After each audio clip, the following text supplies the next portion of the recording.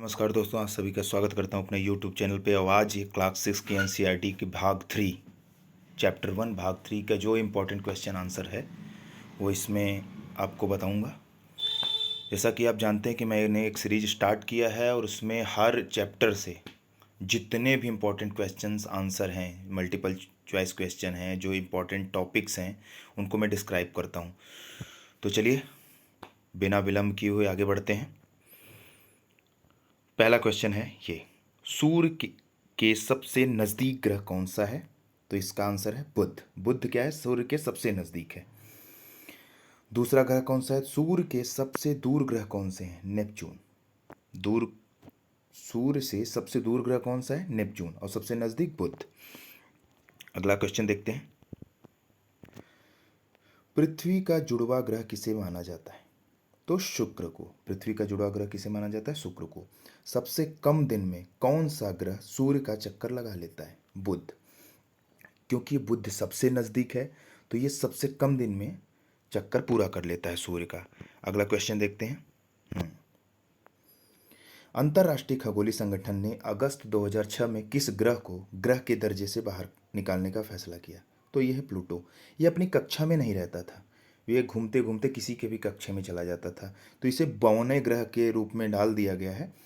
और जब अंतर्राष्ट्रीय खगोलीय संगठन अगस्त 2006 में इसकी बैठक हुई थी तो उसमें इसको उठा के बौने ग्रह में डाल दिया गया और इसको ग्रह के दर्जे से हटा दिया गया। ये क्वेश्चन इंपॉर्टेंट है, आ सकता है। नेक्स्ट, किस व्यक्ति ने चंद्रमा की सतह पर सबसे पहले कदम रखा और कब? आप जानते ही होंगे, नील आर्मस्ट्रांग 21 जुलाई 1969 में, 1969 में। नेक्स्ट, पृथ्वी के पास कौन सा उपग्रह है? पृथ्वी के पास कौन सा उपग्रह है? तो यहाँ देख ही रहे हैं आप, चंद्रमा। पृथ्वी के पास कौन सा उपग्रह है? चंद्रमा। अगला देखिए, चंद्रमा का व्यास पृथ्वी के व्यास से कितना है? केवल 1/4। चंद्रमा का व्यास पृथ्वी के व्यास से कितना है? केवल 1/4।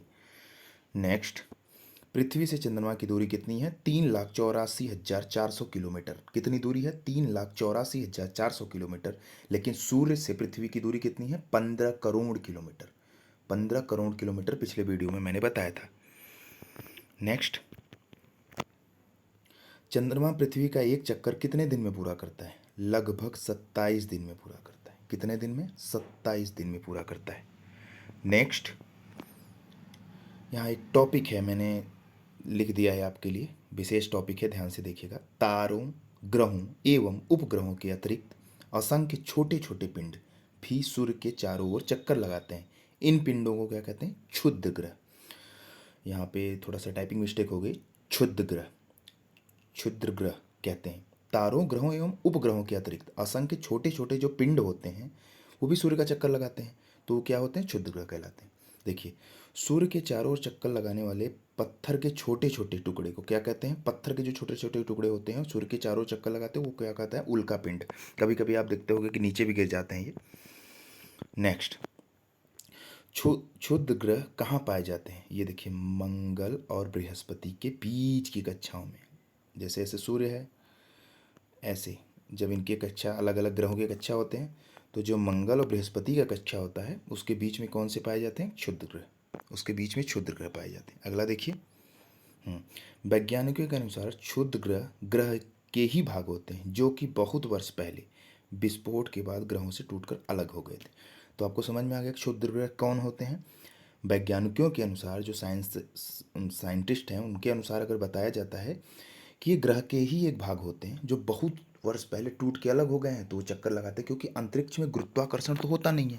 जैसे पृथ्वी पे है कि गेंद आप ऊपर फेंकोगे तो नीचे आके गिर जाती है, तो गुरुत्वाकर्षण के कारण, ग्रेविटी के कारण ये नीचे आती है। लेकिन अंतरिक्ष में तो ऐसा कुछ है नहीं, तो वहाँ जो टूट के अलग होता है वहीं घूमता रहता है, वो किसी से चिपक सकता है। अगर घूमते घूमते वो उसके करीब आ गया तो चिपक गया, और अगर अलग हो गया तो अलग हो गया, वो जल्दी मिल नहीं पाते हैं।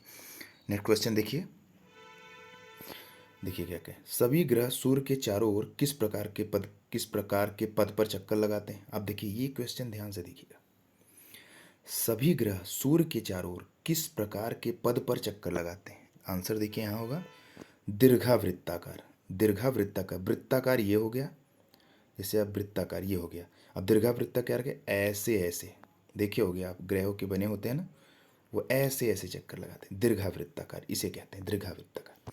अगला देखेंगे, ध्रुव तारे किस दिशा का ज्ञान होता है? ध्रुव तारे से उत्तर दिशा का ज्ञान होता है। आप देखते होगे उत्तर दिशा में अकेले तारा ही पड़ा रहता है। आकाशगंगा के बारे में बात करते हैं।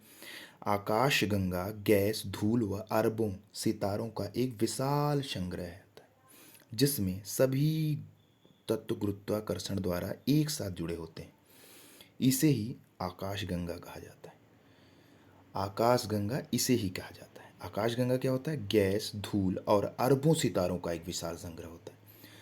सोचिए, सौरमंडल में 7-8 ग्रह हैं और एक सूर्य है, 8-9-10 मिला के ये सब हैं, क्षुद्र ग्रह मिला के, उल्कापिंड मिला के ये हैं।